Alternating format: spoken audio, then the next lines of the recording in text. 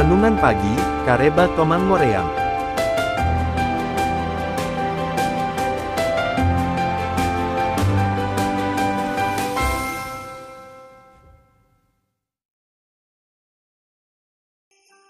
Mari saudara buka Alkitab, 2 Korintus pasal 3 ayat 1-3. Firman Tuhan, adakah kami mulai lagi memujikan diri kami? Atau perlukah kami seperti orang-orang lain menunjukkan surat pujian kepada kamu atau dari kamu? Kamu adalah surat pujian kami yang tertulis dalam hati kami dan yang dikenal dan yang dapat dibaca oleh semua orang. Karena telah ternyata, bahwa kamu adalah surat Kristus, yang ditulis oleh pelayanan kami, ditulis bukan dengan tinta, tetapi dengan roh dari Allah yang hidup, bukan pada loh-loh batu, melainkan pada loh-loh daging, yaitu di dalam hati manusia. Amin. Pernahkah saudara menulis surat kepada seseorang? Atau menulis pesan kepada seseorang lewat SMS? Tentu dalam menulis pesan ada maksud dan tujuannya. Misalnya isi pesan ditulis sedemikian rupa agar si pembaca dapat segera datang memenuhi undangan saudara, dan si pembaca membawakan barang pesanan dengan segera dan sebagainya.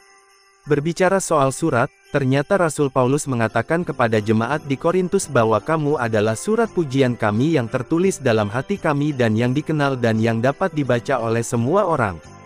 Jemaat Korintus disebut surat Kristus yang ditulis oleh pelayanan para rasul, bukan ditulis dengan tinta, tetapi dengan roh dari Allah yang hidup, bukan pada loh-loh batu, melainkan pada loh-loh daging, yaitu di dalam hati manusia. Untuk kita sebagai jemaat Tuhan masa kini, kita pun adalah surat Kristus yang hadir di tengah dunia. Kita seharusnya bisa dibaca orang karena di dalam hidup kita telah banyak ditulisi oleh firman Allah. Seharusnya firman Allah itu berbuah dalam hidup kita melalui kata dan tindakan kita, sehingga kita benar-benar menjadi surat Kristus bagi orang lain. Jangan terjadi sebaliknya, yaitu kita gagal menjadi surat Kristus, karena kita menjadi surat palsu dan hitam tak terbaca.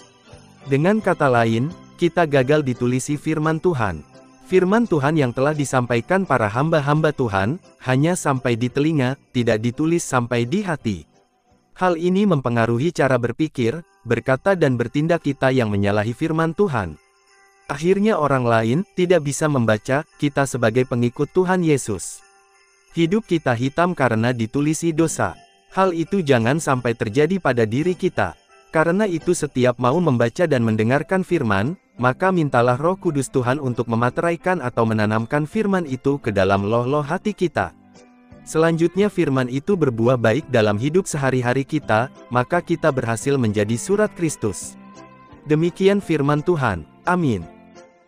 Selamat menyambut hari ini. Tuhan memberkati saudara.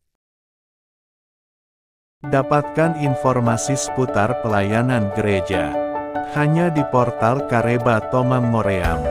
Warta Sukacita dari Timur.